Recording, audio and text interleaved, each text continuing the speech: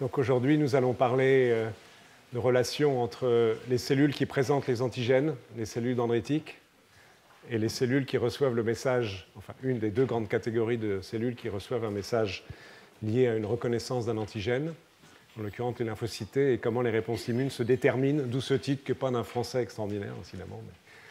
Comment se détermine la réponse des lymphocytes en fonction de la façon dont l'antigène est présenté par les cellules dendritiques. C'est ce qu'on va discuter donc, maintenant, avant le séminaire de Sébastien Migorena. Alors, je suis conscient qu'une petite partie des notions dont on va discuter ont trait à l'immunité innée, parce que vous allez voir, c'est typiquement une situation où il y a une intégration entre les fonctions et les réponses des cellules de l'immunité innée et l'immunité adaptative, donc entre autres les lymphocytes T. Or, le cours sur l'immunité innée va venir à la fin pour des raisons d'invité. Mais néanmoins, ce n'est pas grave, on fera quelques répétitions et j'espère que ça ira. Enfin, ce n'est pas grave, j'en sais rien. J'espère que ça ne sera pas grave. On verra bien. C'est vous qui direz. Bon, le plan, il y a une petite introduction. On va parler des cellules qui présentent les antigènes qu'on appelle des cellules dendritiques. Que sont ces cellules? Vous allez voir qu'elles sont assez belles. Elles ont des fonctions majeures. Et la conséquence de la présentation d'antigènes par les cellules dendritiques, que sont l'activation des différentes fonctions effectrices de l'immunité cellulaire des lymphocytes T, donc les lymphocytes CD8, qui sont, comme vous allez le voir et vous le savez déjà, essentiellement des lymphocytes cytotoxiques, même s'ils ont aussi d'autres fonctions, et une série de fonctions des lymphocytes T CD4 qu'on essaiera de passer en revue, j'espère, sans être trop rébarbatif. Alors, le résumé du cours est sur cette diapositive. Vous pourriez presque partir après. Il y a deux cellules importantes ici. Un lymphocyte T, un lymphocyte T au repos, donc en situation quiescente, avant toute reconnaissance d'un antigène. Lymphocytes T qui, pour l'essentiel, pour les lymphocytes T naïfs, en tous les cas, sont dans les organes lymphoïdes secondaires, les ganglions lymphatiques, mais aussi l'intestin, la moelle osseuse, la rate, par exemple. Mais aussi certains, si vous vous souvenez du dernier cours, notamment des lymphocytes mémoire, il y a les lymphocytes mémoire résidents dans les tissus, donc ils sont susceptibles d'être réactivés, et pour être réactivés, il leur faut le contact, donc que ce soit encore une fois des naïfs ou des mémoires, et ça ne se passe pas au même endroit, avec les cellules qui vont présenter l'antigène, qui ont cette forme avec des dendrites, d'où le nom de cellules dendritiques, qui elle-même est au repos avant d'avoir eu un contact éventuel avec un micro-organisme. Donc imaginons une situation où un micro-organisme, bactérie, virus, etc., pénètre au sein de l'organisme, ou en tous les cas est à l'interface avec l'organisme. Une série de signaux vont être délivrés du micro-organisme aux cellules dendritiques. On va revoir que ces cellules ont des récepteurs et des systèmes de capture d'antigènes à partir des micro-organismes, de telle manière que ces cellules vont se modifier très sensiblement. Sur le plan morphologique, ce n'est pas du tout indiqué ici, mais en fait, elles ne sont pas sous forme dendritique avec des prolongements au repos. Elles le deviennent en s'activant. Et il y a de multiples modifications donc morphologiques, phénotypiques, fonctionnelles des cellules dendritiques qui vont les rendre efficaces de façon, si on veut imager, ce sont des cellules dendritiques, donc DC en anglais, dendritic cells, effectrices, donc capables d'une série de fonctions, dont la principale est l'activation des lymphocytes T par la reconnaissance d'antigènes qui va se faire ici. Là, c'est schématisé par ce contact entre cette espèce de puits jaune qui est le récepteur T pour l'antigène, du côté de la surface des lymphocytes T, et à la surface des cellules dendritiques, ce petit carré blanc, et on va revoir ça en plus de détail dans une seconde, représente une molécule d'histocompatibilité, puisque ce sont les molécules qui présentent les antigènes. Dans une espèce de puits moléculaire, il y a un peptide qui sera reconnu, associé au récepteur, à la molécule d'histocompatibilité par lymphocyte T. Mais vous voyez aussi des petits points violets ici, sur le côté, qui indiquent qu'il y a d'autres interactions moléculaires. Vous allez voir qu'éventuellement, on peut être noyé dans le nombre des interactions moléculaires qui surviennent, mais qui sont essentielles aussi, qui sont des systèmes de coactivation qui participent de l'activation de ces lymphocytes, de telle manière que ces cellules vont se modifier considérablement après la reconnaissance de l'antigène. Une série de signaux vont être délivrés, dont on discutera d'ailleurs dans le prochain cours, sur les détails de cette signalisation, et qui vont transformer ces lymphocytes T en cellules dites effectrices, selon un certain nombre de programmes que l'on peut décrire de façon distincte, mais je vous dirai aussi à la fin que ces programmes distincts, ils peuvent aussi s'entrecroiser. Donc c'est le schéma général de ce dont nous allons discuter pendant ce cours. Pour aussi illustrer le point de départ, et en ce qui concerne les lymphocytes, donc les cellules qui vont recevoir le message liées à la présentation d'antigènes, à la reconnaissance spécifique d'un peptide. Un schéma rappelle, vous le savez très bien, que les lymphocytes T se différencient dans le thymus et de façon schématique, les populations principales de lymphocytes T, on aura l'occasion de discuter cela dans un autre cours, sont les lymphocytes CD4 et CD8, qui expriment un récepteur T de type alpha-bêta, et que ces cellules CD4, grâce à la molécule CD4, en fait, vont reconnaître des antigènes associés aux molécules HLA de classe 2, on va revoir ça dans un instant, et les molécules CD8, grâce au corécepteur CD8, vont reconnaître des peptides présentés par les molécules HLA dits de classe 1. On va voir ça tout à l'heure. Juste mon message sur lequel je reviendrai tout à l'heure, c'est juste pour situer les acteurs de ce dont on va parler pendant ce cours. Il y a donc toute une série de lymphocytes T effecteurs. Ici, cette liste n'est pas exhaustive, mais ce sont les lymphocytes T qui vont se différencier selon ces programmes effecteurs après reconnaissance d'antigènes au niveau des organes lymphoïdes en règle et migrer vers les tissus, donc le lieu où une réponse immune est nécessaire en règle pour combattre un agent infectieux. On va discuter des cellules T cytotoxiques, donc qui sont essentiellement des cellules CD8, et une série de fonctions des cellules T CD4 qu'on appelle dans notre jargon d'immunologiste des cellules TH1, on y reviendra tout à l'heure, TH2 pour ceux qui ne connaissent pas, TH17, pardon de cette terminologie, elle n'est pas extrêmement pédagogique, mais c'est ainsi qu'on les appelle, et les TFH, c'est peut-être encore pire, FH ça veut dire follicular helper parce qu'elles sont situées dans une entité anatomique au sein des ganglions lymphoïdes qui s'appellent des follicules. Donc ils sont helpers au sein des follicules où sont les lymphocytes B, ce sont les cellules qui aident les lymphocytes B à s'activer pour la production d'anticorps. Il y a aussi des lymphocytes régulateurs et il y a encore d'autres cellules dont je ne parlerai pas aujourd'hui qui ont des caractéristiques un peu particulières. Donc là vous avez les acteurs, les cellules actrices des phénomènes dont on va discuter à partir de maintenant. Donc les cellules dendritiques, donc celle qui présente l'antigène, une image de fluorescence, j'aurais pu en trouver une plus belle. Peut-être que Sébastien, tu auras une très belle image de cellules dendritiques à montrer tout à l'heure. Tu auras ça? Une petite. Bon, alors attendez un tout petit peu. La mienne n'est pas la plus belle du monde, mais elle est quand même pas mal. Elle provient d'un chercheur français qui travaille maintenant à Londres, qui s'appelle Frédéric Gessman, qui est un des chercheurs qui travaillent dans le domaine d'études des cellules dendritiques et des cellules apparentées aux cellules dendritiques. À l'état non activé, si on les marque ici avec deux marqueurs fluorescents sur deux molécules importantes. DR, c'est les molécules HA de classe 2, donc c'est les molécules qui vont se retrouver à la surface, on verra ça dans un instant, et qui présentent les antigènes aux lymphocytes T, CD4. Et en rouge, l'anguérine, c'est une protéine qui est à la surface des cellules, qui sert aussi à capter des protéines ou des substances à l'extérieur. Vous voyez, l'image de ces cellules, lorsqu'elles ne sont pas activées, elles ont l'air globalement circulaires, pas très distinctes d'un lymphocyte. Et vous voyez qu'il y a une fluorescence éparpillée à la surface en partie, mais qui est relativement faible en ce qui concerne aussi bien HLA-DR, c'est chez l'homme, ce sont des cellules humaines qui ont été dérivées à partir de ces cellules dendritiques, peuvent être obtenues de monocytes, on verra ça tout à l'heure. Mais lorsqu'elles sont activées, mettons qu'elles aient reconnu un antigène, ou qu'elles changent radicalement de forme, et elles acquièrent ces multiples dendrites, qui leur donnent ce côté esthétique intéressant et aussi donc, qui a justifié leur appellation de cellules dendritiques. Et vous voyez qu'elles sont très vertes par rapport à l'image ici, qui indique que ces molécules HLA-DR sont exprimées en beaucoup plus grande quantité. Et immédiatement, on peut essayer de relier cette quantité avec une fonction qui est la capacité de ces molécules de présenter l'antigène. Donc a priori, cette capacité devrait être accrue. Et par contre, la molécule languérine, à la taille d'activation ici, on ne la voit plus. Donc il y a des modifications. C'est juste une image. Et évidemment, les choses sont infiniment plus complexes, on va en parler en partie. Il y a des multiples modifications moléculaires entre l'état A et l'état B. Pour passer de l'état A à l'état B, il faut un temps relativement bref, après une stimulation antigénique. Donc le boulot principal, entre guillemets, des cellules dendritiques, c'est de présenter des antigènes sous forme de peptides aux lymphocytes T, et ils le font grâce à ces molécules, qui sont donc, quand on va voir le chemin qu'elles suivent au sein des cellules dendritiques, mais qui vont aboutir à la surface de la cellule, puisqu'elles sont le réceptacle, avec cette espèce de puits lié entre deux éléments dits en chaîne alpha de la molécule de classe 1, où on retrouve un puits également pour les molécules d'histocompatibilité de classe 2. Et là, cette espèce de petit arceau, ici, en fait, c'est le peptide, qui est petit, il fait 9 acides aminés, parfois ici 11 à 12 acides aminés, donc c'est un fragment clivé d'une protéine qui s'associe de façon relativement précise à certains acides aminés du puits formé par la molécule HLA de classe 1. Donc cette molécule-là va présenter un peptide au lymphocyte T qui exprime une molécule CD8. Je rappelle que parce que les molécules CD8 sont capables aussi de se lier aux molécules de classe 1 et ça fait une association robuste et qui favorise la transmission de signaux.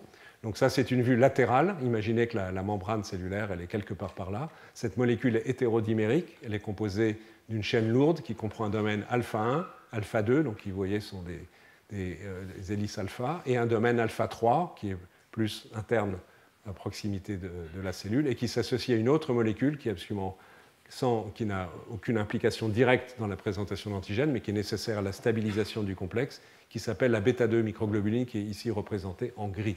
Donc ça, ce sont les molécules qui, en nombre de quelques dizaines de milliers, s'expriment à la surface d'une cellule dendritique qui présente un antigène ou des lymphocytes, en sachant que ces molécules sont également exprimées par d'autres cellules, mais ce n'est pas l'objet à la minute de la discussion. Une vue verticale, ici, imaginons que nous sommes le lymphocyte T, et c'est ce que nous allons voir.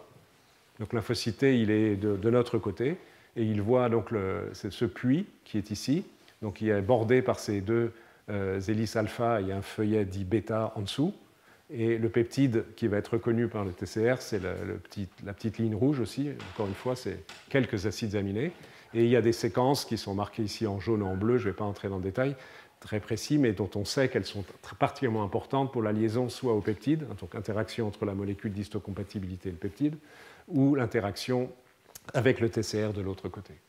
Et donc ces molécules, MHC c'est le nom générique, en français CMH, complexe majeur d'histocompatibilité. Les molécules de classe 1 chez l'homme, on les appelle molécules HLA A, B et C. Et chez la souris, fréquemment utilisées, on en parlait, H2, K et D. Et les molécules de maintenant d'histocompatibilité de classe 2, vous voyez qu'elles ont une structure tridimensionnelle distincte. À nouveau, c'est une vue latérale. Vers le haut, c'est la partie extérieure de la cellule, et donc le lymphocyte se situerait au-dessus si on l'avait représenté.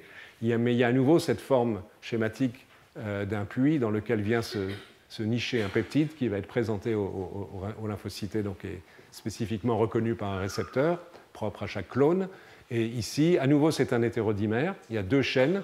Il y a une chaîne alpha composée de alpha 1 et alpha 2, une chaîne bêta, bêta 1, bêta 2 qui s'associent et qui forment donc ce puits et les éléments de soutien sous-jacents donc qui sont vers l'intérieur de la cellule. À nouveau, vue du lymphocyte T, donc une vue verticale, donc vue verticale de ce puits. Vous voyez que très schématiquement, la structure n'est pas très différente de ce qui se passe pour les molécules de classe 1, avec deux hélices alpha qui bordent ce puits, le peptide qui s'allonge dans le puits et qui entre en contact avec certains des acides aminés des feuillets bêta qui sont au soutien au fond du puits. Le puits n'est pas creux, le puits est fermé. Donc c'est une poche plus exactement qu'un puits que je devrais, comme terme que je devrais employer. Donc ce sont les molécules clés pour présenter l'antigène au lymphocyte. Alors les choses se compliquent, c'est comment ça fonctionne toute cette affaire. Voici le schéma relativement détaillé. J'ai été plus gentil pour les molécules de classe 2, où vous verrez après, il y a un peu moins de détails. Mais comment ça se passe au sein de la cellule présentatrice d'antigènes en termes de présentation donc, de peptides issus le plus souvent de micro-organismes, mais éventuellement d'autres protéines présentes dans les cellules. Donc vous avez ici l'intérieur de la cellule, et nous sommes ici dans une situation où sont présentes des protéines natives, donc qui sont intrinsèquement présentes dans la cellule présentant l'antigène. Imaginez que cette cellule soit infectée par un virus. Vous avez ici l'image d'un virus. Donc le virus et la réplication, ensuite la transcription des gènes du virus induisent la production de protéines. Donc ces protéines, elles sont soit natives avec une conformation normale, soit des fragments de protéines. Et dans le cytoplasme des cellules, dans le cytosol très exactement, elles vont être dégradées, comme le sont d'ailleurs toutes les protéines au bout d'un certain temps de leur existence, dans une structure complexe qui s'appelle un protéasome. Donc en fait, c'est une usine à cliver les protéines, dont il va résulter des petits fragments qui sont schématisés dans cette diapositive par ces petites boules avec des petites queues. Et ces fragments vont être transportés à l'intérieur d'une structure, d'un compartiment particulier des cellules qu'on appelle le réticulum endoplasmique, qui est une structure classique de toutes nos cellules. Ce n'est pas du tout propre naturellement aux cellules présentant l'antigène. Donc ces fragments protéiques sont transportés, pas du tout de façon passive, avec un système extrêmement précis, où il y a une forme de canal bordé par des molécules qui s'appellent TAP1 et TAP2, pour ceux qui souhaitent entrer dans les détails, avec l'implication également d'autres molécules qui ont été maintenant bien décrites, tapazine, etc. Donc maintenant, nos fragments de protéines issus, par exemple, d'un virus qui aurait infecté la cellule, se retrouvaient dans le réticulum endoplasmique. Et là, ils vont être encore l'objet de modification par des enzymes qui ont des noms comme ERAP1 et ERAP2, qui vont cliver certains acides aminés, donc selon des positions très précises. En général, ils vont grignoter ces peptides pour en faire des peptides d'une taille plus courte. Et ces peptides d'une taille un tout petit peu plus courte, ils sont schématisés ici par des petites boules, c'est évidemment une image, ils vont être en situation de pouvoir s'associer et se loger dans ce puits ou cette poche dont je viens de vous parler, qui est située à la partie supérieure de la molécule HLA de classe 1, en sachant que les molécules HLA de classe 1, donc elles sont présentes accrochées à la membrane du réticulum endoplasmique, elles ont été synthétisées ici, vous avez ici l'image de leur synthèse, il y a quelques modifications secondaires dont je vous fais grâce. La chaîne lourde s'associe à la bêta-2 microglobuline. Ainsi, l'affinité entre les deux chaînes est assez faible et la stabilisation va se faire ensuite avec les interactions avec le peptide. Et le résultat final, il est ici. Vous avez ici donc une molécule de classe 1 d'histocompatibilité accrochée à la membrane du réticulum endoplasmique et dans laquelle s'est logé un peptide, à peu près de 9 acides aminés en règle. Et cette association trimérique, finalement, la chaîne lourde, la bêta-2 microglobuline et le petit peptide, évidemment de taille infiniment plus petite que le sont les deux autres composants, va être en situation de pouvoir migrer à travers le Golgi, donc autre structure propre à la cellule, à la surface. Donc ici, c'est la surface de la cellule.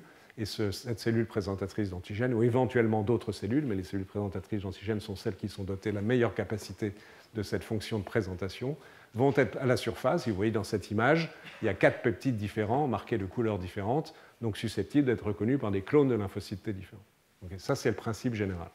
À ce système s'ajoute une deuxième voie, qui est la même, sauf c'est l'origine des protéines qui est distincte. La présentation croisée, tu vas en parler, j'imagine, Sébastien.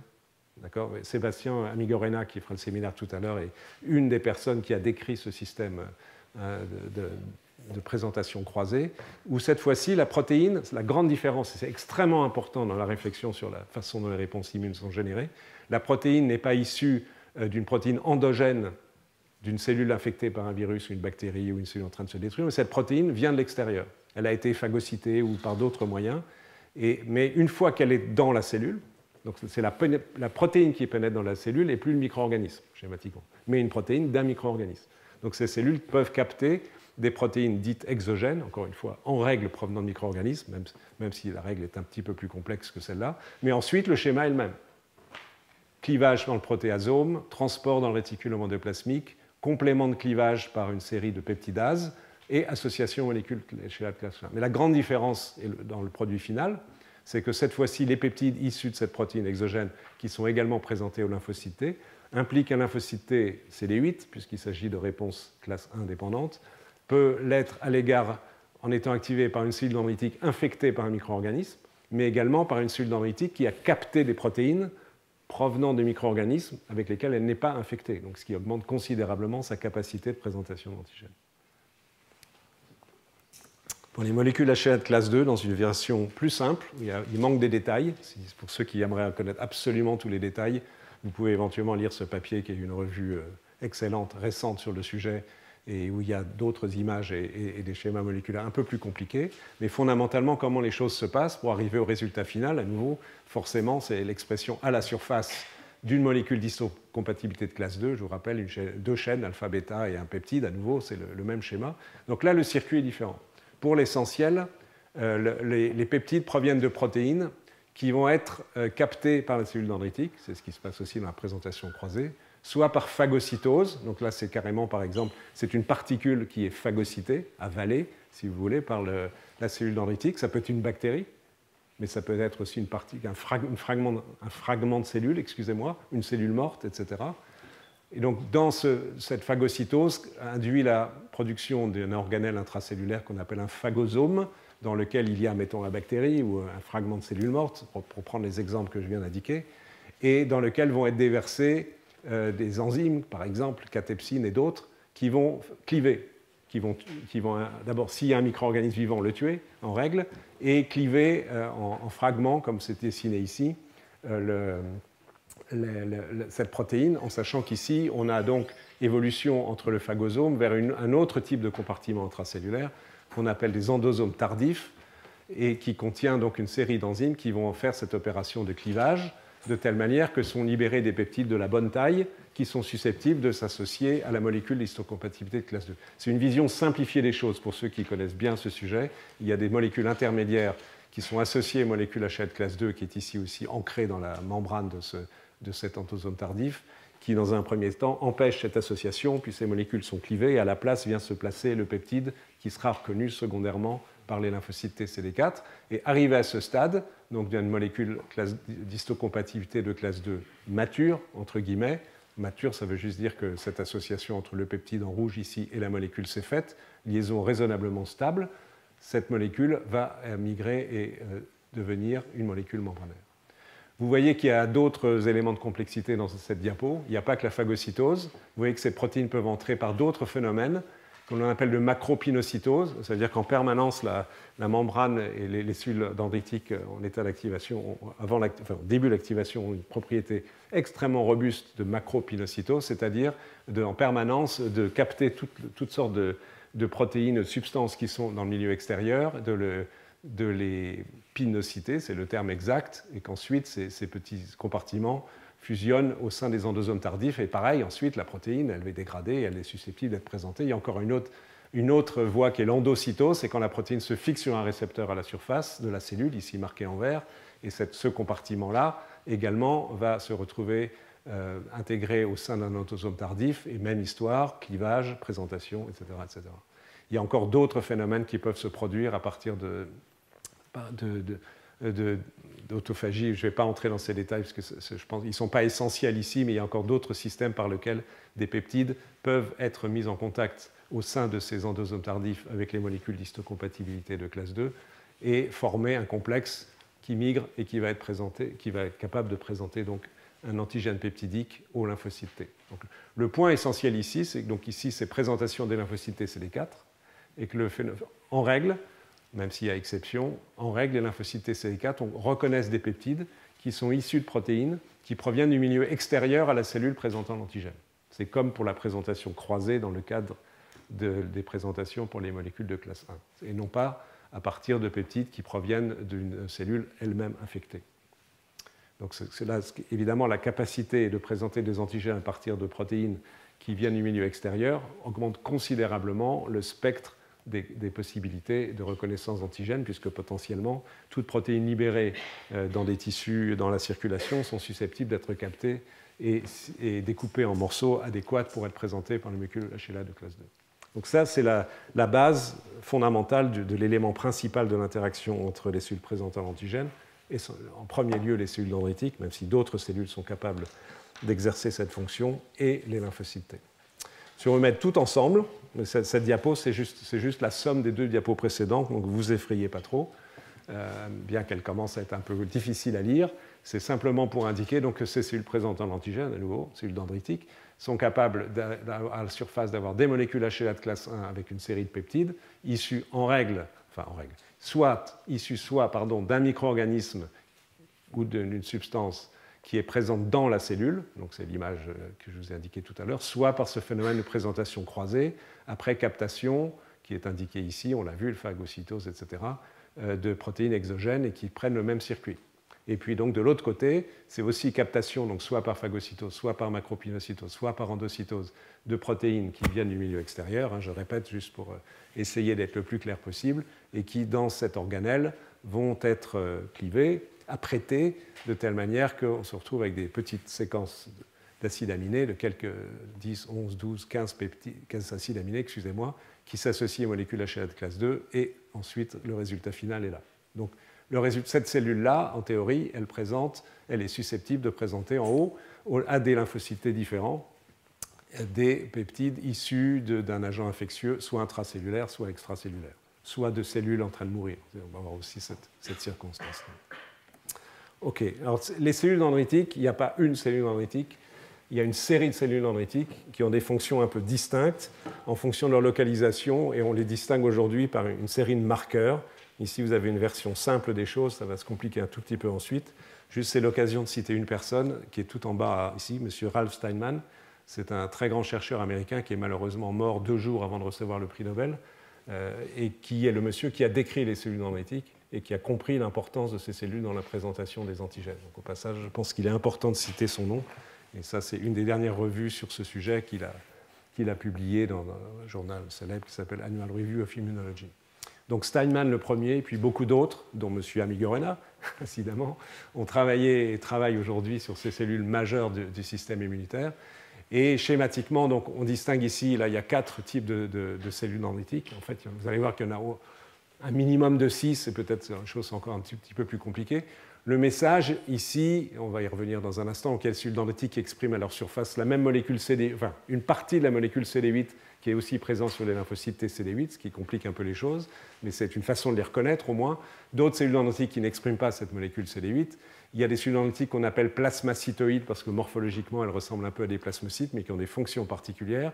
Et il y a des cellules dendritiques qui sont dérivées d'une autre cellule sanguine qui sont les monocytes. On verra ça tout à l'heure, comment le schéma de différenciation s'organise.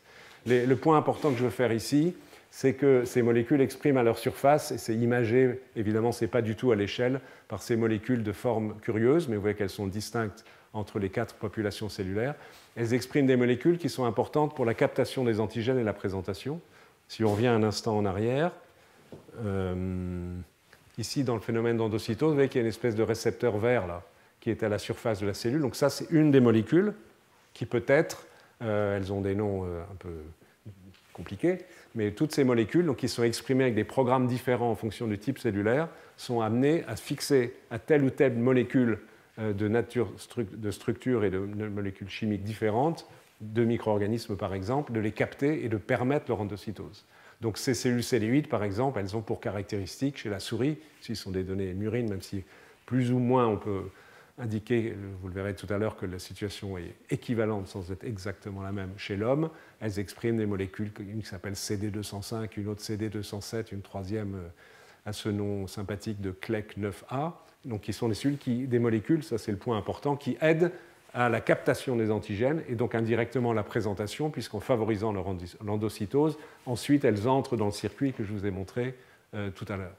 Donc vous voyez que les types de molécules, ce sont des exemples, mais les types de molécules exprimés par ces catégories de cellules dendritiques sont distincts, ce qui tout de suite amène à concevoir l'idée que ces cellules dendritiques, en fonction de leurs caractéristiques, on va voir que c'est lié aussi en fonction du lieu, du site dans le corps où elles fonctionnent, ont des propriétés de liaison à des molécules issues de milieux exogènes, donc des micro-organismes ou éventuellement des constituants endogènes, qui font qu'elles ne vont pas être activées dans les mêmes circonstances. Donc autrement dit, elles sont spécialisées dans le type de molécules qu'elles reconnaissent, donc in fine, dans le type de molécules qu'elles vont présenter, et de fait, la spécialisation va plus loin, il y a aussi une spécialisation de fonction. À côté de ce type de molécules-là, elles ont aussi des récepteurs d'unité innés, dont on reparlera dans le 6e cours. Par exemple, il y a les molécules qu'on appelle Toll-like, je crois que je vous en ai déjà dit un tout petit mot dans le premier cours, qui sont exprimées, celles-ci TLR3 ou TLR7 et 9, non pas à la surface de la cellule, mais dans des compartiments intracellulaires, dans des endosomes, et qui reconnaissent des acides nucléiques. Donc ça veut dire par exemple que ce type de cellule dendritique-là va être capable de reconnaître des virus, plus particulièrement, ou plus exactement de reconnaître et capter des virus, avoir une signalisation qui va aider à l'activation de la cellule dendritique, que celle-ci aussi va reconnaître d'autres types d'acides nucléiques, par exemple des virus à ADN pour TLR9. Et donc les cellules plasmacytoïdes sont d'ailleurs particulièrement impliquées dans les réponses antivirales en produisant des quantités très importantes d'interférons alpha. Elles ne font pas que présenter l'antigène. À l'inverse, par exemple, celle-ci, donc ça c'est une cellule dendritique dérivée de monocytes dans un contexte plutôt inflammatoire, peu importe les détails, mais vous voyez qu'elle, comme type de molécule, elle exprime TLR4, donc elle ne va pas être activée par des virus, parce que TLR4 ne reconnaît pas des acides nucléiques, mais elle reconnaît des peptidoglycans qui sont dans la paroi de bactéries. Donc ces cellules-là, elles sont plutôt activées dans un contexte d'infection bactérienne. Donc vous voyez une spécialisation fonctionnelle liée au type au programme moléculaire exprimé par ces cellules. Et puis, elles vont acquérir d'autres molécules fondamentales lors de l'activation permettant leur fonction, en dehors de la présentation stricto sensu des antigènes, telle que j'en ai parlé il y a un instant. Elles expriment à leur surface, vous en avez quelques exemples, mais sans être trop rébarbatif, parce qu'il y en a un très grand nombre, de molécules dites de coactivation. Ça veut dire que ce sont des molécules qui sont présentes à la surface des cellules dendritiques, qui vont interagir avec mettons, un ligand, avec un récepteur qui est exprimé sur le lymphocyte T, et que cette interaction, d'ailleurs qui peut être bilatérale, va secondairement favoriser un nécessaire l'activation des lymphocytes T. Et elles produisent aussi des cytokines. J'en ai déjà cité un exemple à propos des cellules dendritiques plasmacytoïdes, qui, lorsqu'elles reconnaissent, donc en l'occurrence via TLR7 et 9, entre autres, des virus, ont pour une de leurs fonctions majeures de produire des très grandes quantités d'interféron alpha, qui est une protéine dont l'action antivirale, enfin une série de protéines pour être plus précis, qui ont une fonction absolument essentielle dans l'immunité contre les infections virales. Donc, spécialisation au niveau de la reconnaissance et au niveau des fonctions effectrices. Et on va voir ensuite tout à l'heure dans leur localisation. De façon un peu plus... On va le voir tout de suite, excusez-moi. Et il y a une autre façon de décrire les choses un tout petit peu plus détaillée et de décrire ici donc, des populations de cellules dendritiques plasmacytoïdes, je viens de vous en parler.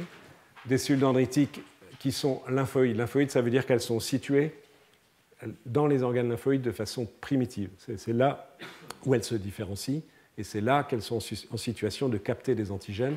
Elles sont souvent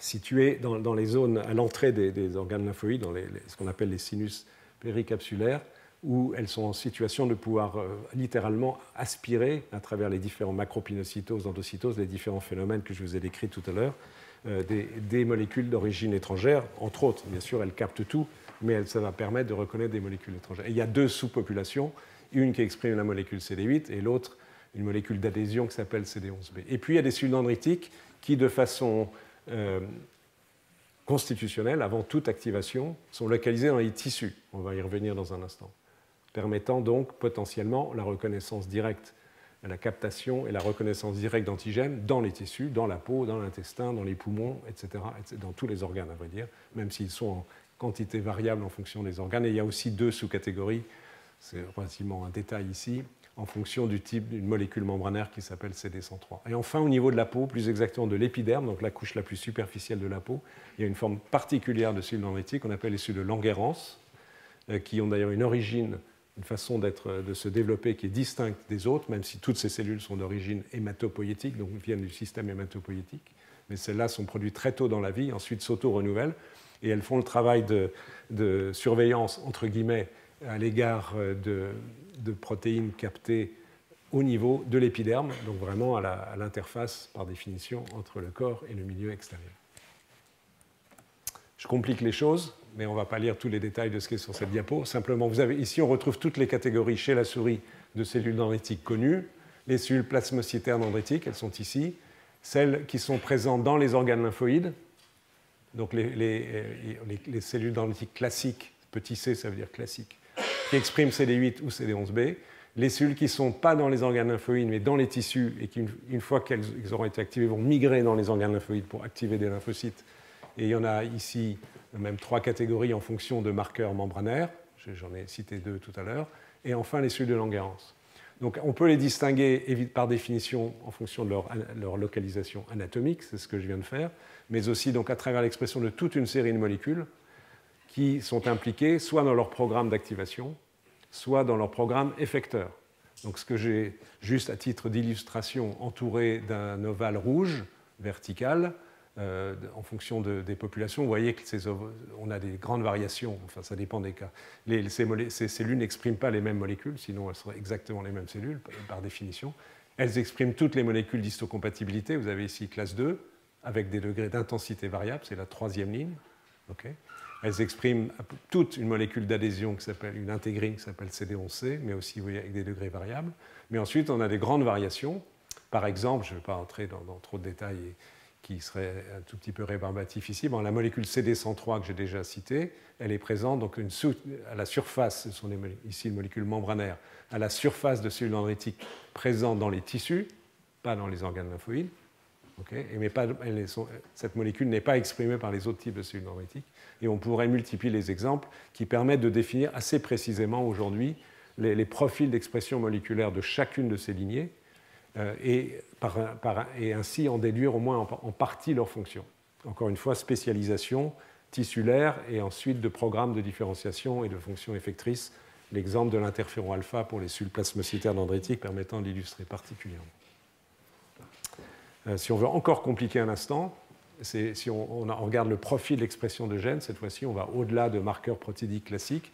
On peut définir des groupes et voir à quelle distance ces différentes populations. Vous voyez que là, on a compliqué les choses, puisqu'on va même regarder les populations de cellules dendritiques tissu par tissu. Vous avez ici une certaine population de cellules dendritiques de la rate. Vous avez ici les monocytes. Vous avez ici certaines populations de cellules dendritiques qui est dans le foie, ici dans le poumon, et ainsi de suite. Vous voyez qu'elles se répartissent selon ce principe d'analyse par composants permettant de regrouper, en fonction du type de protéines étudiées, les différentes lignes, les populations cellulaires. Il y a certaines qui sont assez proches les unes des autres. Par exemple, ici, les cellules dendritiques classiques qui expriment CD103 qui sont dans les tissus et les cellules dendritiques classiques qui expriment CD8 qui sont dans les organes lymphoïdes. Elles ont des caractéristiques très proches, elles sont dans le même nuage ici. Là, vous avez un autre nuage de cellules qui se rapprochent, mais vous voyez qu'il y a une grande dispersion. Donc, qui à nouveau illustre le point que je souhaite faire, sans entrer dans trop de détails, qui est qu'il y a une spécialisation fonctionnelle de ces cellules en fonction des tissus dans lesquels elles sont situées et ensuite de leur programme d'activation. Si vous souhaitez, il y a pour les 3 personnes qui sont sur les marches, si vous souhaitez, vous pouvez vous installer sur des chaises, ce serait mieux. C'est comme vous voulez, mais c'est pour vous. L'origine de ces cellules. Elles sont d'origine hématopoïétique, je l'ai déjà dit. Vous avez ici un schéma ultra simplifié de l'hématopoïèse, les cellules souches hématopoïétiques, en rouge, là, les globules rouges, les plaquettes, en haut, vous ne pouvez pas le savoir, mais ce sont les lymphocytes, a priori, et d'autres cellules. Le schéma de différenciation qui concerne les cellules dendritiques se situe ici, c'est-à-dire en commun, on va le voir dans un instant, avec la différenciation d'autres types de globules blancs, il s'agit de globules blancs, ce sont les polynucléaires, les monocytes et les macrophages, mais avec des voies de différenciation. Schématiquement, et à nouveau en se fondant sur l'étude systématique de populations définies par des marqueurs, qu'on peut séparer lorsqu'il s'agit de marqueurs membranaires qui permettent d'isoler ces cellules avec les techniques dont je vous ai déjà parlé. On peut donc en identifier toute une série, on peut identifier une série de caractéristiques de ces cellules en termes d'expression de gènes, de protéines, et on peut, par des expériences de transfert de ces cellules chez l'animal, montrer dans quel type de cellules elles sont capables de se différencier. Et ainsi reconstituer cet arbre généalogique qui part des cellules CMP, c'est celle-là. La cellule CMP, c'est un progéniteur myéloïde commun. Qu'est-ce que ça veut dire d'être un progéniteur myéloïde commun? C'est que cette cellule-là, elle a une capacité dans ses programmes de différenciation de donner naissance aux polynucléaires neutrophiles, de donner naissance aux monocytes macrophages, de donner naissance aux cellules dendritiques, entre autres. Ce n'est pas tout à fait exhaustif, mais voilà à peu près ce que sait faire cette cellule. On est ici.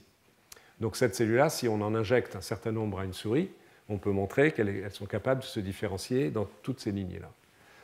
L'étape d'après, ce sont ces cellules-là qui perdent un élément de différenciation qui donne naissance uniquement aux lignées granulocytaires et monocytaires, monocytes et dendritiques. On est ici. Et donc, si on les injecte, on peut démontrer cela. Elles ont des profils d'expression de gènes un peu distincts.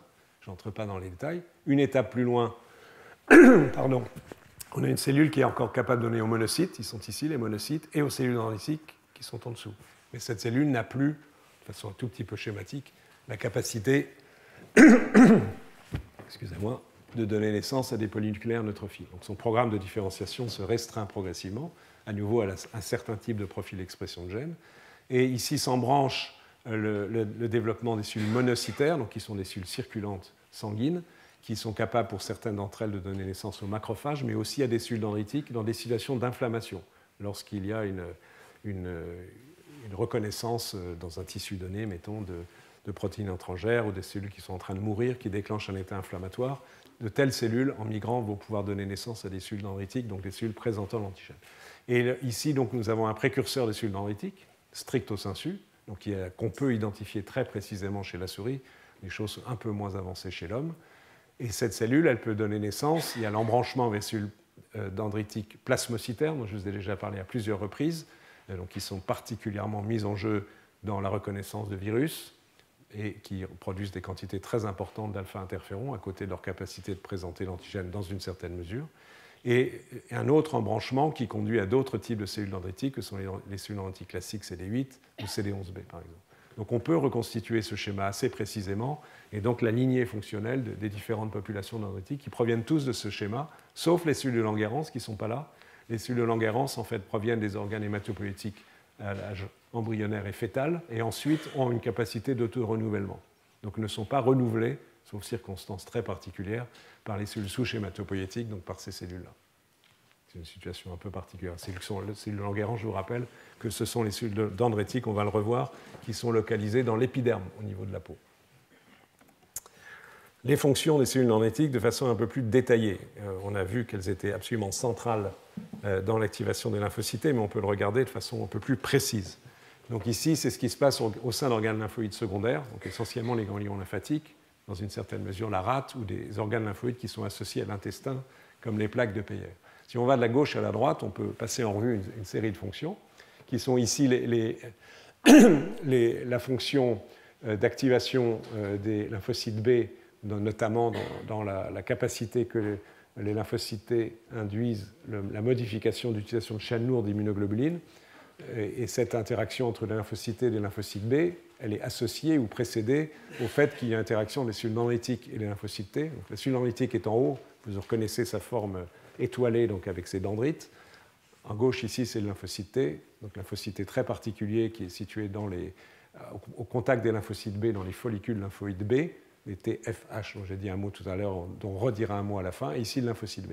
Donc une fonction des cellules dendritiques, c'est à travers la présentation d'antigènes d'une part, la production de cytokines d'autre part. Vous voyez ici une cytokine qui s'appelle l'interleukine 6 qui va agir sur les lymphocytes B directement, et à travers des interactions entre récepteurs et co-récepteurs. Un exemple ici, la molécule ICOS qui est située à la surface des lymphocytes T, qui se lie à une molécule qui s'appelle ICOS ligand, qui est exprimée sur les cellules dendritiques activées dans ce contexte-là. Donc on a une espèce de ménage à trois. Donc pour ceux qui étaient là la dernière fois, Jean-Claude Veil vous a parlé à propos des lymphocytes B, la mémoire des lymphocytes B, où le cellule dendritique est un des trois partenaires essentiels.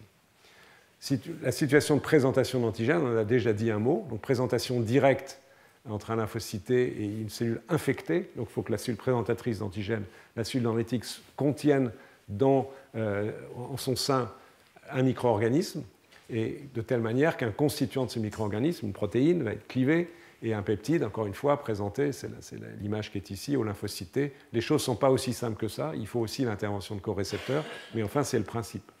La présentation croisée, je vous le rappelle, c'est lorsque la protéine a été captée du milieu extérieur et présentée, donc et avec aussi intervention de molécules de coactivation. Il y en a, est marqué ici l'interaction entre molécules CD70, à la surface de la cellule dendritique, et CD27 à la surface du lymphocyte T. C'est un exemple d'interaction possible avec certains types de cellules dendritiques dont je vous ai déjà dit un mot tout à l'heure.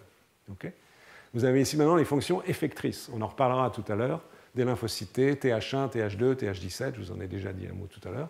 Et dans cette interaction, dans les phases effectrices des lymphocytes T, par exemple les lymphocytes TH1, on y reviendra, produisent une interféron gamma, qui est une cytokine importante d'un certain type de réponse immune.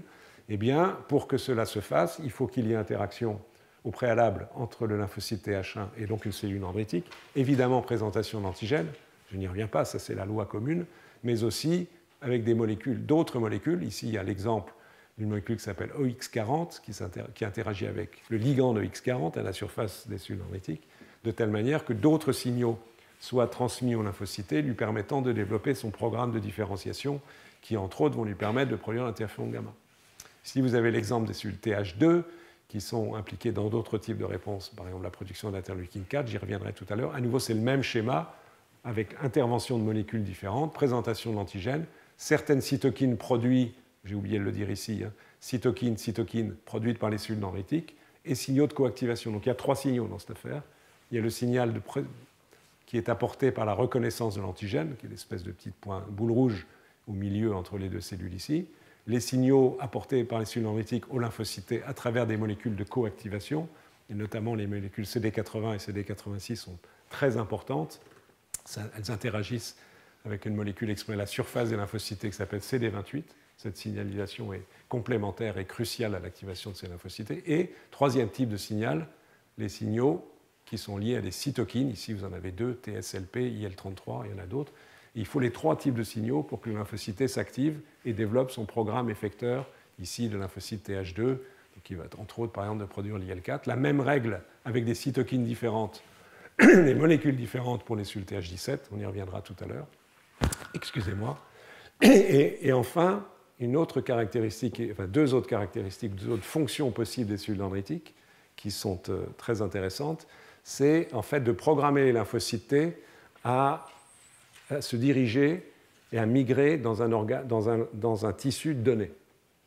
Donc à fonctionnaliser, c'est pas correct ça, pas fonctionnaliser, à rendre précis le lieu où un lymphocyte T donné sera impliqué dans une réponse immune, mettons l'intestin ou le poumon ou la peau. Et ceci, il peut le faire à travers la production soit de chémokines, de substances qui attirent les lymphocytes T, soit d'autres substances métaboliques, y compris par exemple au niveau de l'intestin des métabolites de la vitamine A, qui sont vraiment dérivés de la vitamine A, qui vont entraîner un certain programme de différenciation et d'expression de molécules par les lymphocytes T, qui vont leur permettre de migrer vers l'intestin et de s'activer au niveau des lymphocytes T.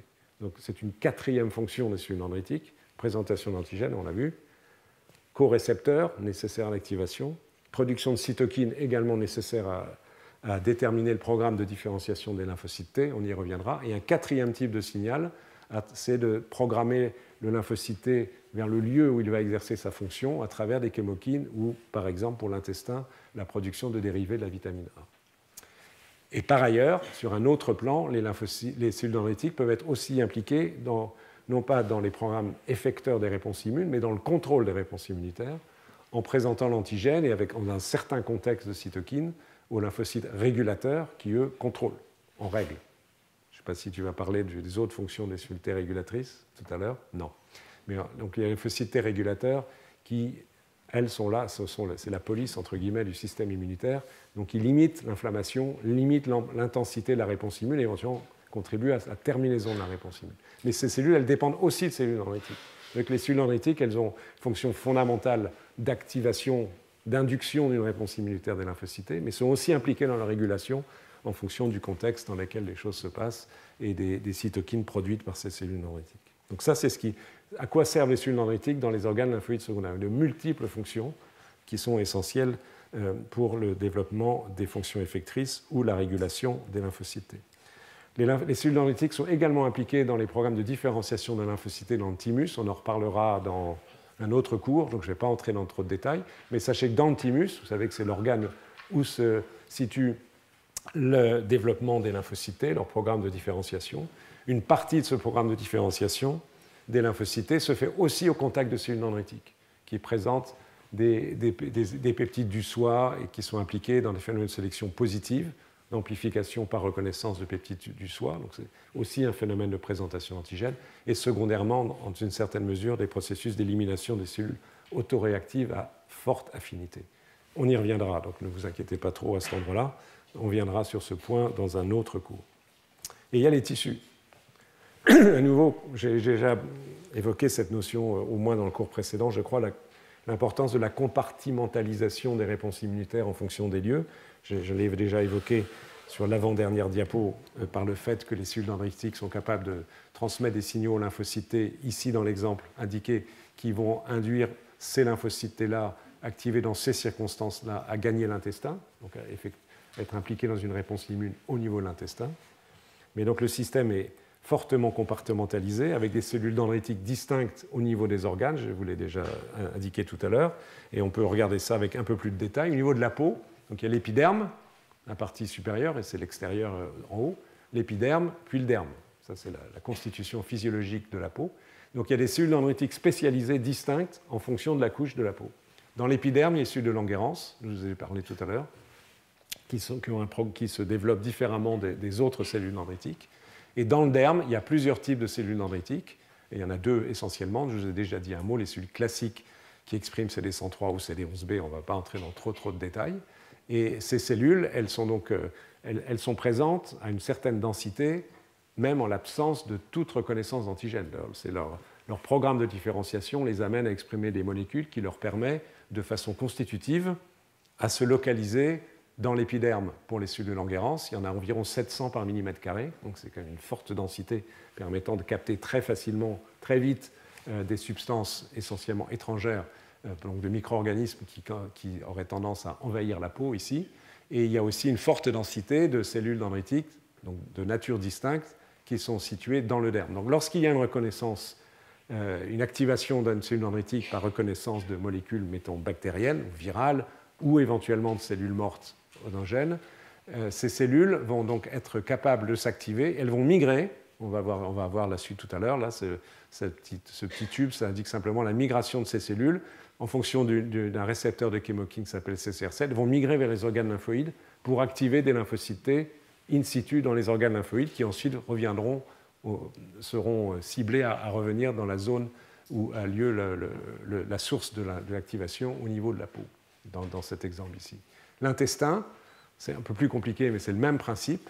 Voici une cellule dendritique qui a un prolongement, vous voyez, l'un de ces dendrites qui s'infiltre entre les cellules épithéliales. Donc ici, là où il y a marqué intestin, c'est la lumière de l'intestin. Okay, d'où viennent les aliments, où sont présentes les très nombreuses bactéries qui sont présentes de façon, que je vous le rappelle, physiologique dans l'intestin. À la surface de l'intestin, il y a le mucus, qui est une forme de protection, une barrière physique, je vous en avais dit un mot, à la surface de l'épithélium. Il y a toutes sortes de molécules, des anticorps et d'autres molécules qui jouent un rôle protecteur contre les risques d'invasion bactérienne ou par d'autres micro-organismes de l'intestin. Donc certaines cellules dendritiques, celles qui ont cette particularité d'exprimer cette molécule qui est un récepteur de chemokine CX3-CR1, donc qui sont des cellules dendritiques classiques par ailleurs, dont je vous ai parlé tout à l'heure, vous voyez qu'elles ont des prolongements qui vont jusqu'à la surface de l'épithélium intestinal, de telle manière qu'elles sont capables ici de capter très facilement par les mécanismes de pinocytose, etc., dont je vous ai parlé, endocytose, des fragments de bactéries ou d'autres micro-organismes présents dans l'intestin, et hop, ainsi vont présenter de façon continue des antigènes, à l'état physiologique basal, essentiellement des cellules T régulatrices, donc c'est une façon de contrôler et d'éviter une réponse immune excessive et une inflammation chronique de l'intestin. Mais dans des situations d'invasion, les choses changent, et ici, on peut avoir l'activation, notamment par exemple, de cellules TH17 qui sont responsables de fonctions effectrices, mais qui, oui, sont activées par d'autres cellules dendritiques qui ont cette caractéristique-là et qui n'ont pas un prolongement à la surface. Donc pour que l'activation se fasse, il faut que la bactérie ait au moins des substances d'origine bactérienne ou éventuellement un autre micro-organisme, et puis pénétrer et qu'il y ait une forme d'invasion par l'infection à travers la barrière intestinale, qui est une brèche dans la barrière intestinale. Donc reconnaissance à la surface plutôt liée, entraînant une régulation et un contrôle et évitant l'inflammation chronique. En cas d'invasion, entre guillemets, danger, activation de ces cellules dendritiques-là, un autre programme, l'activation de cellules effectrices comme les cellules TH17. Donc vous avez des programmes extrêmement spécialisés, tissu par tissu, en fonction des circonstances de reconnaissance de micro-organismes. Si on met tout ça ensemble, donc ceci c'est la somme des deux diapos précédentes, je ne vous fais pas de thymus mis à part, dont je vous fais grâce, les organes lymphoïdes secondaires, deux tissus à titre d'exemple, mais qui sont évidemment fondamentaux dans l'interface entre le corps et le monde des micro-organismes extérieurs. Et mis ensemble, évidemment, il y a un lien que j'ai déjà évoqué, je vous le rappelle parce qu'il est fondamental dans la vision dynamique des événements d'activation des lymphocytes T. Lorsqu'il y a captation et activation captation de protéines, activation de lymphocytes, excusez-moi, captation de protéines, activation de cellules dendritiques, ces cellules vont migrer selon un axe qui les conduit dans les organes lymphoïdes secondaires et qui sont attirés par une chemokine qui se fixe sur un récepteur qui s'appelle CCR7, et de telle manière que ces cellules dendritiques gagnent les organes lymphoïdes secondaires et vont effectuer des locales in situ, des fonctions de présentation d'antigènes et telle ou telle autre fonction, je n'y reviens pas, activer in situ des lymphocytes qui secondairement repartiront dans le tissu. Okay, même chose ici au niveau de l'intestin, le principe est le même. Chez l'homme, est-ce que la situation est la même? En gros, oui. Juste pour vous donner une idée, cette diapositive qui est extrêmement lourde a juste pour but de vous montrer à nouveau, je vais vous répéter, que ces cellules dendritiques distinctes, les cellules dendritiques plasmocytaires, les cellules dendritiques classiques, les cellules de Langerhans, ici les monocytes, ont des caractéristiques phénotypiques distinctes, ça c'est chez l'homme. Elles sont un peu différentes de celles de la souris, je n'entre pas dans les détails. Elles expriment par exemple des récepteurs de l'unité innée distincts en fonction du type de lignée, donc c'est le même principe, spécialisation de reconnaissance de certains types de micro-organismes, et qu'elles ont peu ou prou les équivalents que vous retrouvez en bas des cellules dont je vous ai parlé en ce qui concerne la souris, les cellules plasmocytaires dendritiques, on les retrouve de façon vraiment similaire chez l'homme, les cellules dendritiques classiques, CD8 ou pas CD8, les cellules de Langerhans, Donc celles-là, elles sont présentes, encore une fois, dans les organes lymphoïdes, et celles-là dans les tissus, l'enguerrance, l'épiderme de la peau, et les autres dans le derme de la peau et d'autres tissus. Donc on a peu ou prou le même système chez l'homme, avec des marqueurs différents, donc on les étudie de façon un peu distincte de ce que l'on peut observer chez la souris. Donc si on résume les choses, les événements d'immunité innée à travers les récepteurs membranaires ou les récepteurs intracellulaires qui reconnaissent certains types moléculaires associés aux micro-organismes extérieurs, schématiquement, induisent 4 types de signaux qui font que la cellule dendritique est une cellule qui intègre l'ensemble des éléments liés à cette immunité innée, à la reconnaissance de molécules extérieures.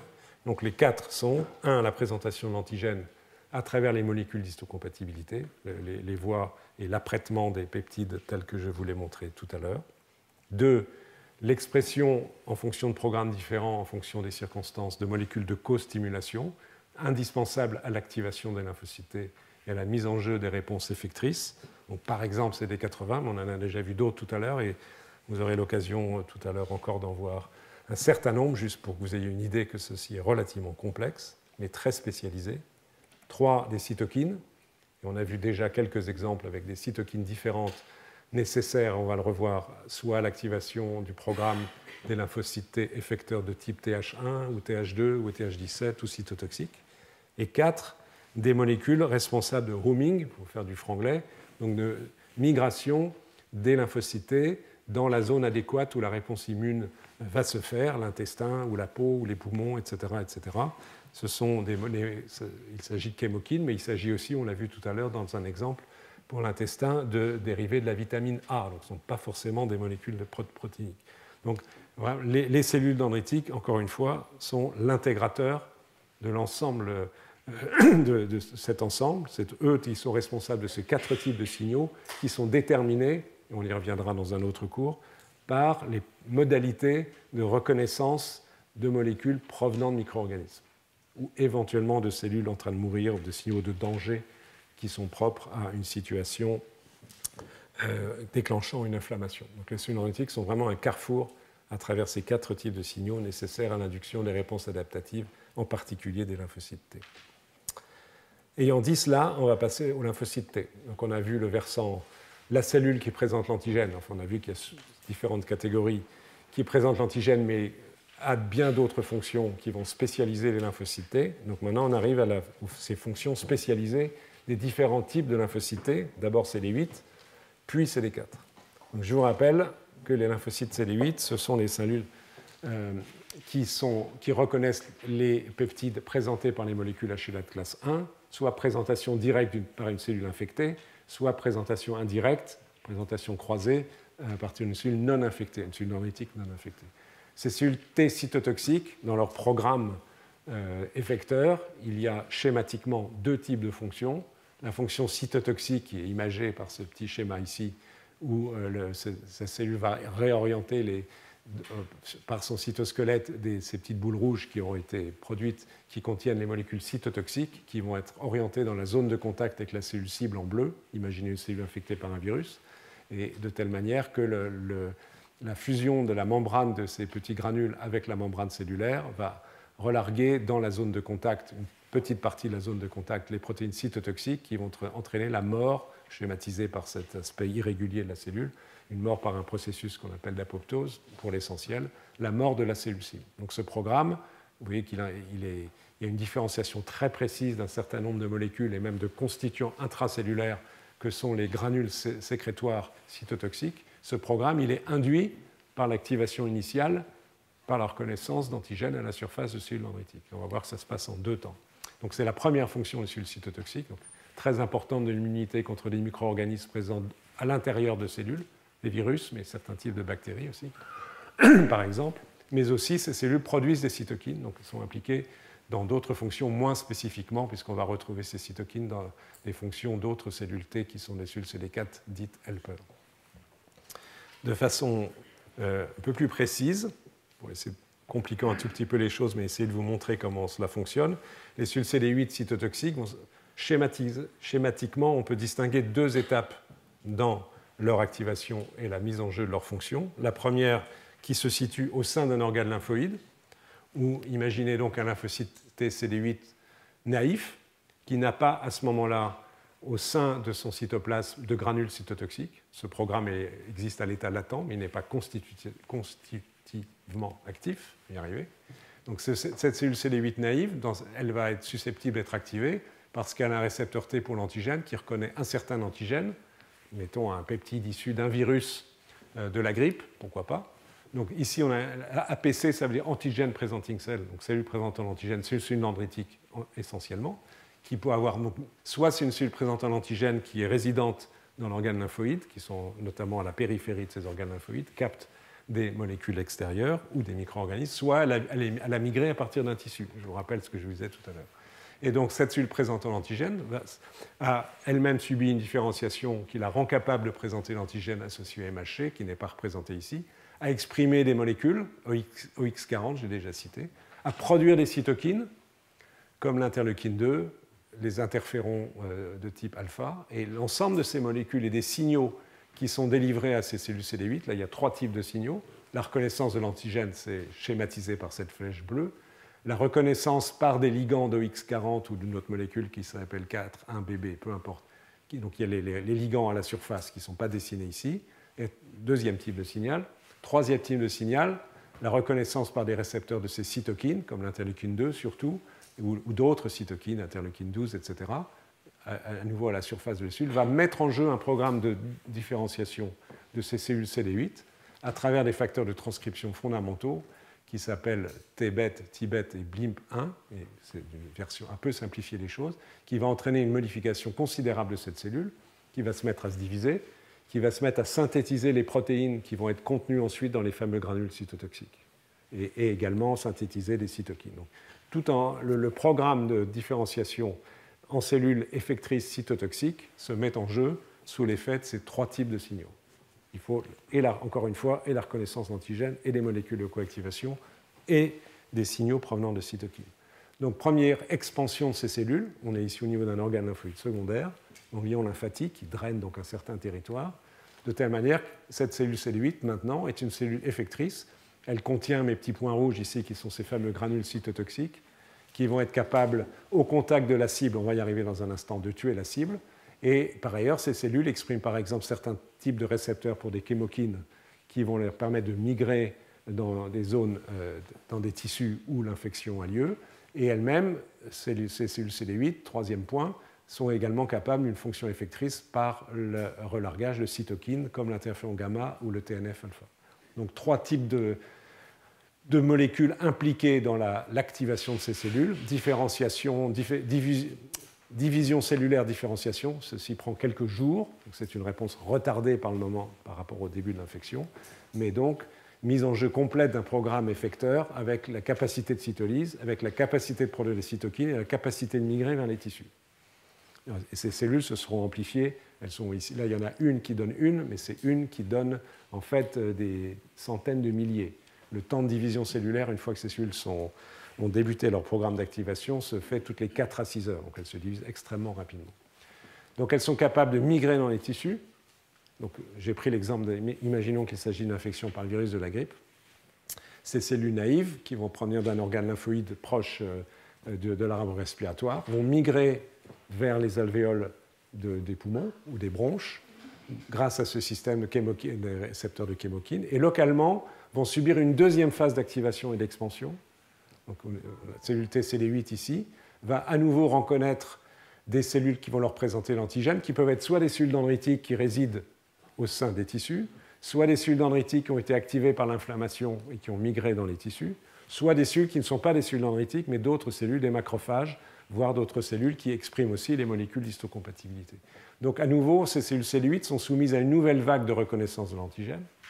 Et en parallèle, ces cellules CD8, elles ne migrent pas toutes seules. Il y a d'autres lymphocytes qui sont impliqués, notamment les lymphocytes TCD4, qui produisent en particulier l'interleukine 2, et aussi d'autres cellules de l'immunité innée, dont on parlera dans un autre cours, qu'on appelle les cellules lymphoïdes innées. J'en parle pas plus aujourd'hui, mais on en reparlera, qui produisent encore d'autres cytokines et qui sont mises en jeu très rapidement. Si bien que cette cellule CD8 qui a migré de l'organe lymphoïde vers le tissu, qui était déjà programmée à ces fonctions, va à nouveau s'expandre de façon considérable. Donc il y a une deuxième vague de division cellulaire, donc il va générer un très grand nombre de cellules, et de cellules qui sont dotées des capacités de cytolyse, donc tuer les cellules infectées, donc c'est une façon de terminer, on va le voir dans un instant, l'infection, quand ça fonctionne en général, de produire des cytokines pro-inflammatoires, mais aussi à ce moment-là de commencer à produire une cytokine anti-inflammatoire pour limiter probablement l'ampleur de la réaction et éviter qu'elle soit inappropriée, excessive et donc pathologique. Et donc ces cellules sont responsables de la réponse immune. Vous voyez une phase d'activation en 2 temps qui repose toujours sur une reconnaissance d'antigènes, sur la reconnaissance de molécules que sont des ligands de corécepteurs et de cytokines avec des programmes un peu différents et des moments différents. Donc si on termine avec les lymphocytes CD8, après ces 2 vagues d'activation, ce qui se passe physiologiquement, c'est ce qui est en haut.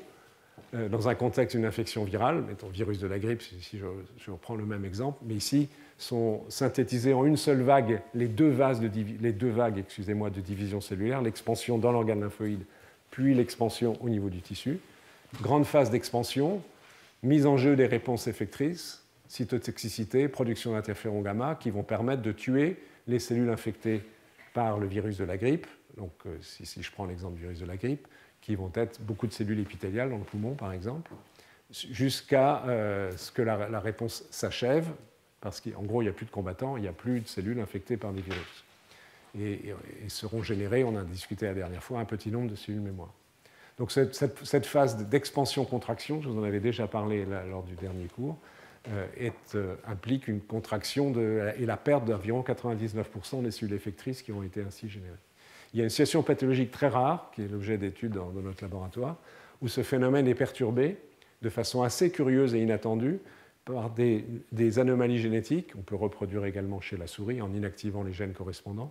Si la fonction cytotoxique, donc celle qui est liée au contenu des granules cytotoxiques, qui sont ici, là, dans les petits points rouges, il y a plusieurs protéines importantes qui sont donc impliquées dans l'induction de la mort des cellules cibles, comme c'est indiqué ici. Donc si cette fonction cytotoxique est inhibée, c'est la croix rouge ici, parce qu'il manque telle ou telle protéine nécessaire au programme de mort cellulaire de la cellule cible, la conséquence de cela va être, certes, c'est la perte d'une des fonctions effectrices importantes, notamment antivirales, mais en fait, presque de façon paradoxale, la pathologie induite n'est pas tellement un mauvais contrôle de l'infection virale en question, mais plutôt le fait que les lymphocytes T CD8, potentiellement cytotoxiques, mais incapables de l'être ici, vont continuer à se diviser, au lieu que les choses s'arrêtent et qu'il y ait simplement un petit contingent de cellules mémoire qui persistent.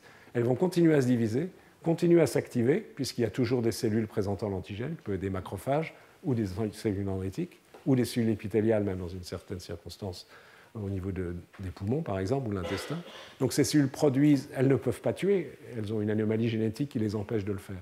Mais elles ont la capacité de produire des cytokines, comme l'interféron gamma et d'autres cytokines, qui vont provoquer une réponse inflammatoire tout à fait pathologique, excessive, et qui provoque une maladie en fait, qui est mortelle en l'absence de thérapeutique. Donc qui montre qu'indirectement, la fonction effectrice cytotoxique, si elle est importante dans l'immunité anti-infectieuse, en particulier l'immunité contre certains virus, elle est aussi impliquée dans la régulation d'une réponse immune. Puisque si cette fonction cytotoxique ne fonctionne pas, une réponse immune qui a été déclenchée par un certain type d'infection ne va plus s'arrêter. Donc si elle ne s'arrête plus, ça devient un phénomène immunopathologique et qui est un phénomène désastreux pour l'individu, puisque ces cellules s'expandent sans fin, infiltrent les tissus et provoquent des lésions majeures. Donc, ce qui nous montre qu'une fonction effectrice peut aussi être en même temps une fonction régulatrice. Le système est tout à fait sous contrôle. Les lymphocytes CD4. Donc, je vous ai déjà dit qu'il y avait toute une série de fonctions qu'on va reprendre en un peu plus de détails. On verra jusqu'où on peut aller. On parle d'une cellule T CD4 naïve, donc qui n'a jamais rencontré d'antigène, qui n'a pas a priori un programme prédéfini qui fait qu'elle va se transformer en une cellule qui produit l'interféron gamma ou de l'interleukine 4, ou qu'elle va aider les lymphocytes B à produire des anticorps, ou même à être un lymphocyte T régulateur. Tous ces programmes sont potentiels, et l'un d'entre eux, ou une combinaison de quelques-uns d'entre eux, vont être mis en jeu en fonction des circonstances au cours desquelles ces cellules sont activées. À quel endroit, dans quel contexte, par quelle cellule dendritique, avec quelle cytokine. Ça revient à cette vision intégrative du rôle des fonctions des cellules dendritiques que j'ai indiqué tout à l'heure. Donc il y a plusieurs programmes possibles. Le premier programme, c'est de façon schématique, les choses sont un peu plus compliquées, mais de façon schématique, un premier programme va conduire ces cellules T naïves lors d'une stimulation antigénique. Encore, ça va prendre quelques jours, ces cellules vont se diviser, c'est toujours le même principe, et elles vont se différencier par la mise en jeu de facteurs de transcription et de facteurs clés de la régulation de l'expression de profils de gènes, et en particulier le facteur de transcription T-BET, T-BET en anglais, est ce qu'on appelle un gène MET, je ne trouve plus le terme, enfin, un master gene, un gène qui contrôle globalement tout un programme de différenciation en induisant l'expression d'une série de gènes qui est liée à la différenciation d'une cellule T naïve en cellule T dite TH1, c'est son nom, qui a une série de fonctions dont la fonction principale est de produire l'interféron gamma, qui est distinct des interférons alpha qui sont très importants dans l'immunité antivirale. Le rôle d'interféron gamma, c'est surtout d'induire des programmes effecteurs des macrophages. Donc c'est l'immunité adaptative qui parle à l'immunité innée en activant des macrophages à des réactions intracellulaires leur permettant de tuer des micro-organismes qui infectent des macrophages. C'est par exemple le processus d'immunité qui prédomine dans l'immunité contre les mycobactéries, bacilles tuberculose par exemple. On se défend contre le bacille à tuberculose quand on y arrive. En règle, 9 personnes sur 10 y arrivent sans traitement, en activant des lymphocytes Th1 spécifiques de peptides issus de protéines du bacille à tuberculose, qui vont produire l'interféron gamma au contact des macrophages infectés par le BK, le bacille à tuberculose, et dans une certaine mesure, cela va permettre aux macrophages de tuer les mycobactéries qui les contiennent. C'est un exemple d'immunité anti-infectieuse qui dépend de ce système. Et vous voyez que ce système, il dépend de certaines cytokines. À nouveau, on retrouve le rôle de cellules dendritiques qui vont produire des cytokines que l'on appelle l'interleukine 12, l'interleukine 18 et les interférons de type 1, dont la signalisation vers ces cellules T non encore différenciées est nécessaire pour mettre en jeu ce programme avec ces facteurs de transcription, STAT1, STAT4, et qui induit Tibet, et toute une série d'événements en aval. Okay, ça, c'est le premier type de fonction effectrice que je vous indique. Un deuxième, qui est lié aux lymphocytes T de type TH2, dont le produit final, je reviendrai ensuite à la façon dont les choses sont mises en jeu. Ces cellules T, elles ont un programme de différenciation qui les conduit essentiellement à produire 3 types de cytokines. C'est évidemment une vision un tout petit peu schématique, que sont l'interleukine 4, 5 et 13. Ces cytokines vont activer d'autres cellules de l'immunité innée, donc c'est l'immunité adaptative qui s'adresse, entre guillemets, à l'immunité innée, transmet des messages à des cellules d'immunité innée qui jouent un rôle très important dans l'immunité contre des parasites que sont les helminthes, les vers, et notamment en activant les basophiles, les éosinophiles, à produire des substances qui vont être toxiques pour ces vers.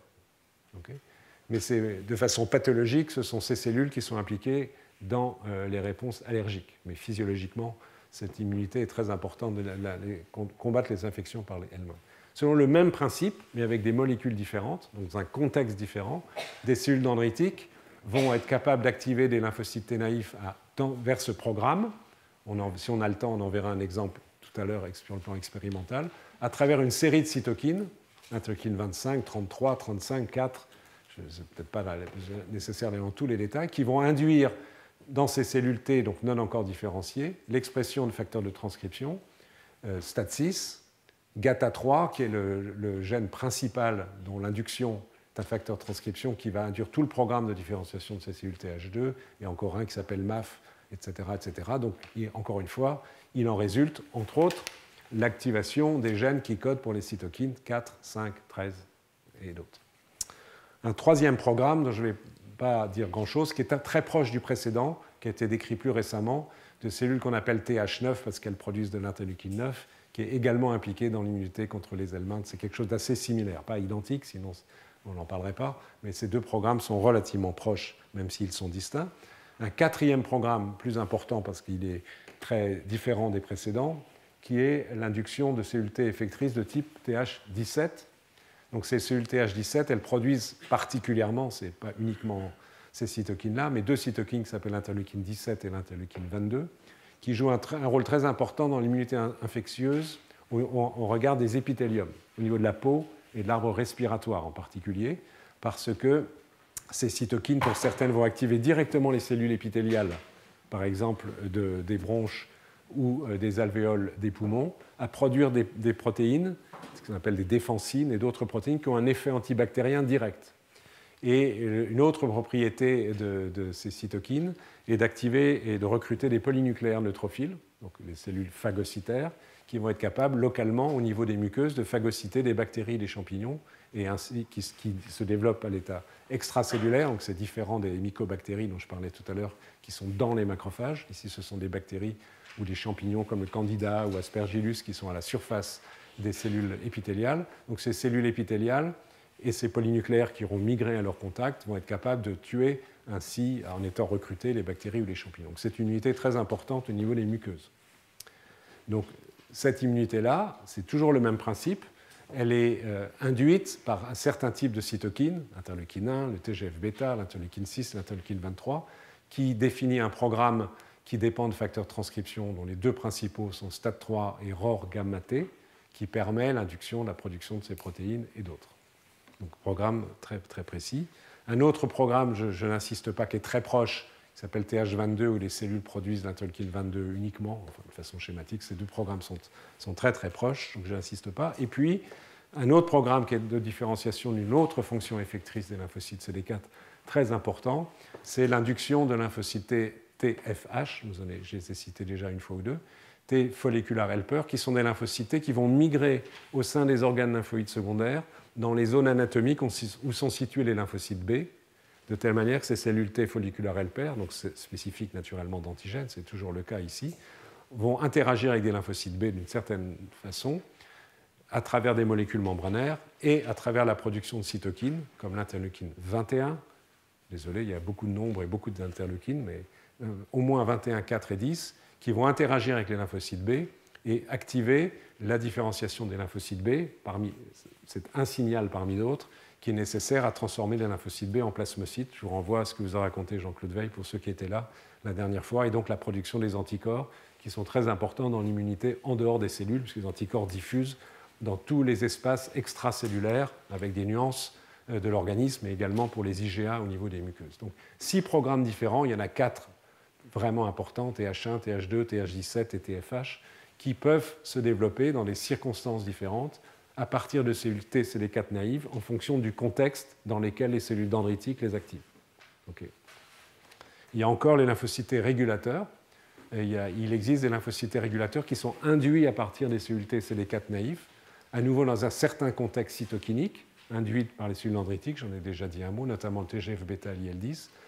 Pareil, ces cellules T régulatrices ont des facteurs de transcription spécifiques à leur programme, notamment un, il y en a d'autres, qui s'appelle FOXP3, qui est un facteur de transcription qui active l'expression de gènes, qui font que ces cellules elles-mêmes vont produire ces cytokines et d'autres fonctions, dont le rôle est la suppression, le contrôle des réponses immunitaires.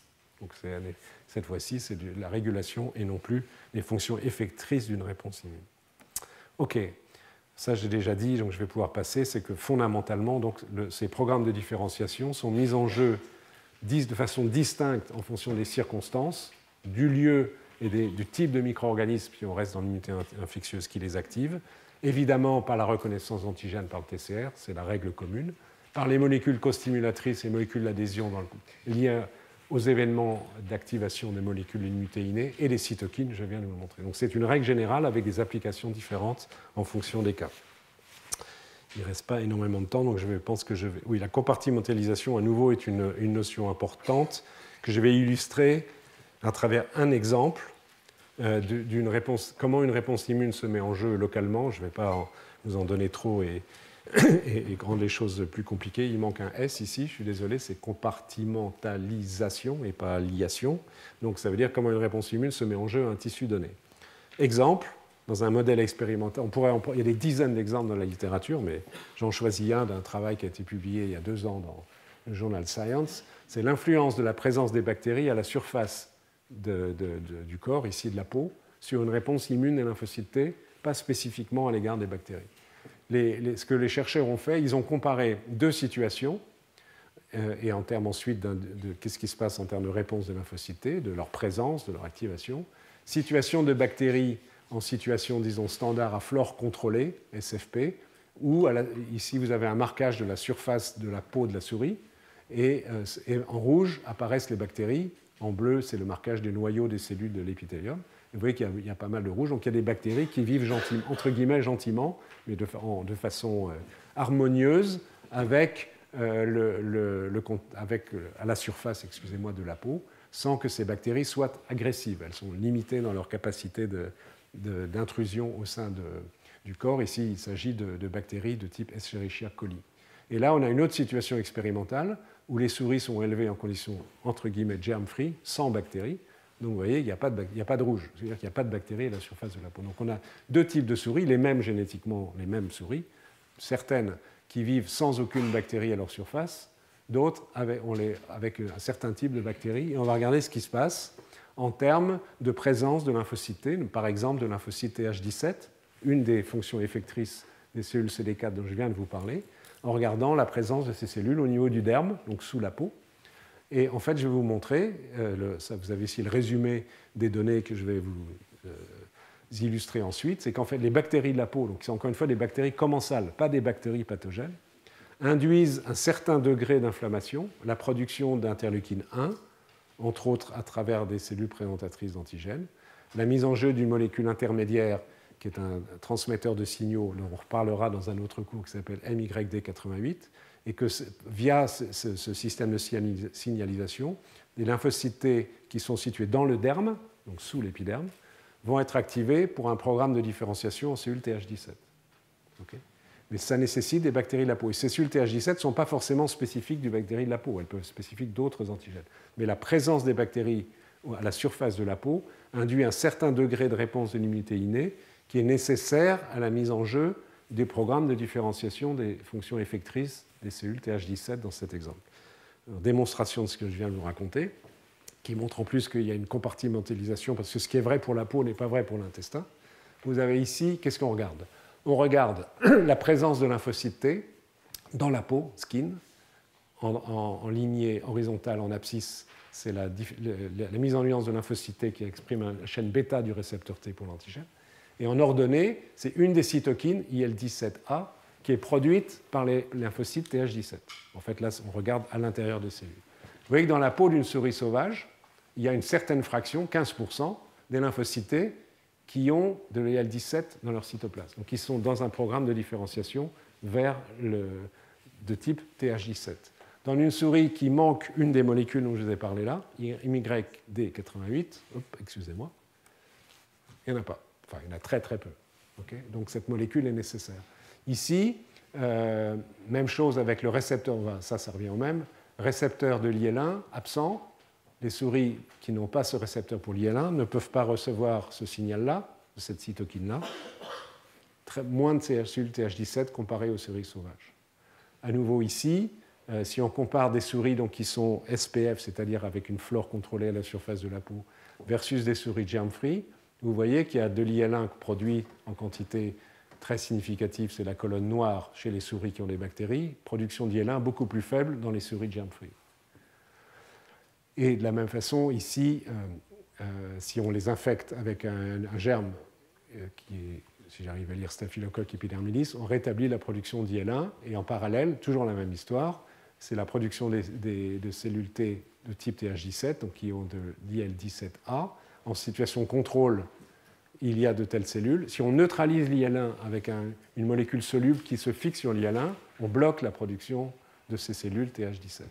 Donc c'est la démonstration, en gros, de ce schéma. La présence de bactéries commensales de la peau influence le programme de différenciation des lymphocytes T au niveau de la peau. Et ce qui est vrai au niveau de la peau, selon ce schéma, n'est pas vrai au niveau de l'intestin.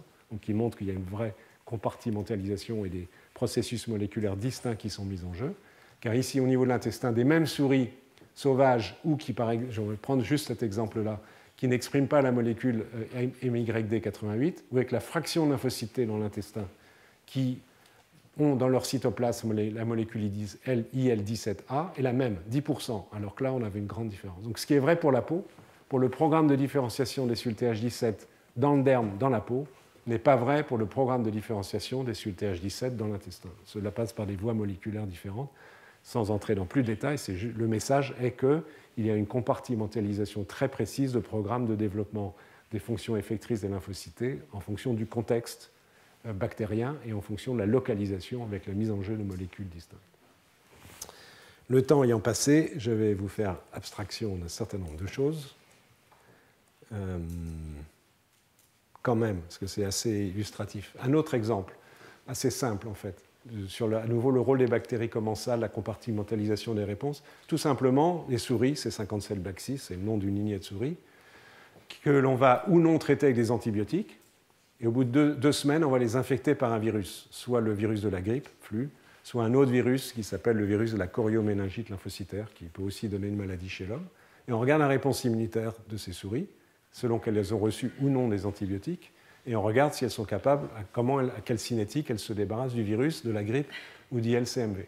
Donc on compare les ABX, ça veut dire que ce sont des souris traitées par antibiotiques, et CNV, ça veut dire conventionnel, sans antibiotiques.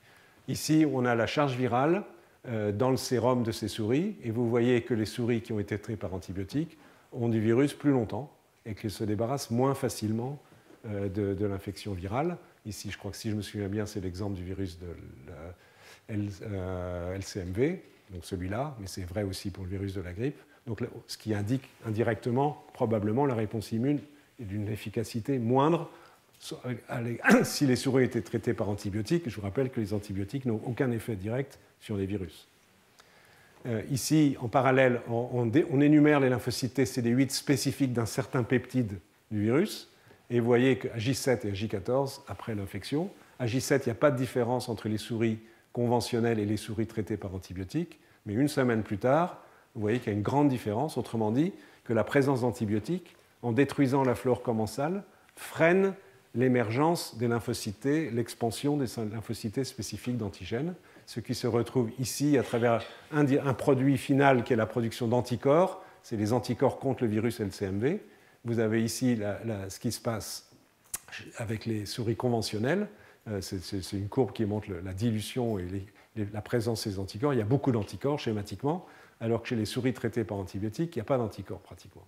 Donc autrement dit, la réponse immune spécifique des lymphocytes spécifiques dans l'exemple que je vous indique ici du virus, la chorioméningite lymphocytaire, dépend de la présence d'une flore commensale qui donne un certain type de signal, on appelle ça un signal tonique en franglais, aux cellules présentatrices d'antigènes qui leur permettent de présenter dans des conditions optimales les antigènes viraux ici aux lymphocytes. Donc, ce qui illustre, l'interaction entre les facteurs d'immunité innés dont on reparlera, l'induction des réponses T et la spécialisation de ces programmes, encore une fois, en fonction des tissus. Je pense que je vais m'arrêter là parce que sinon je vais empêcher Sébastien de parler et je vais vous saturer en plus. Donc, tant pis.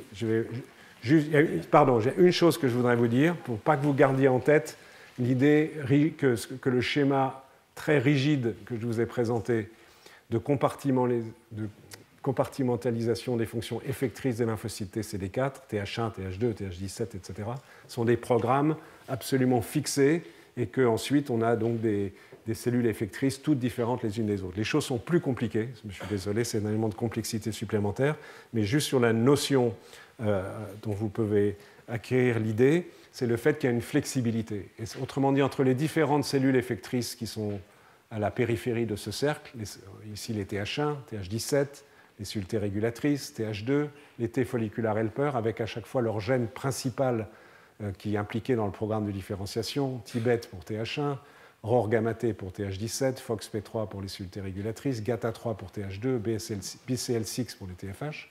OK.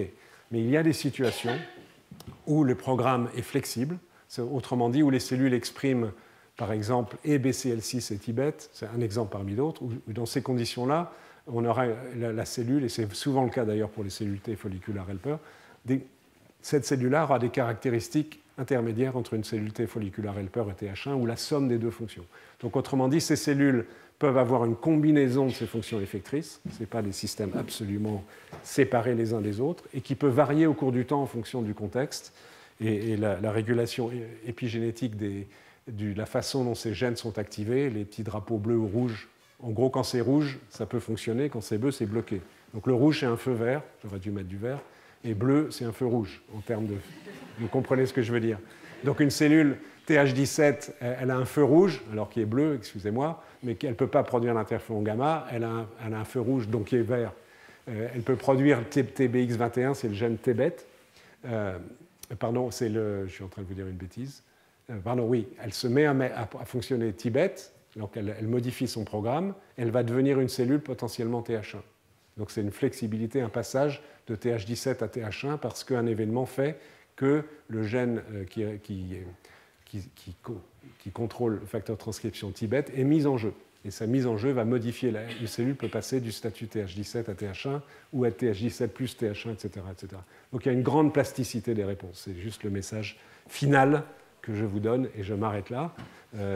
Et je suis prêt à répondre à quelques questions avant que Sébastien Migorena vous donne son séminaire.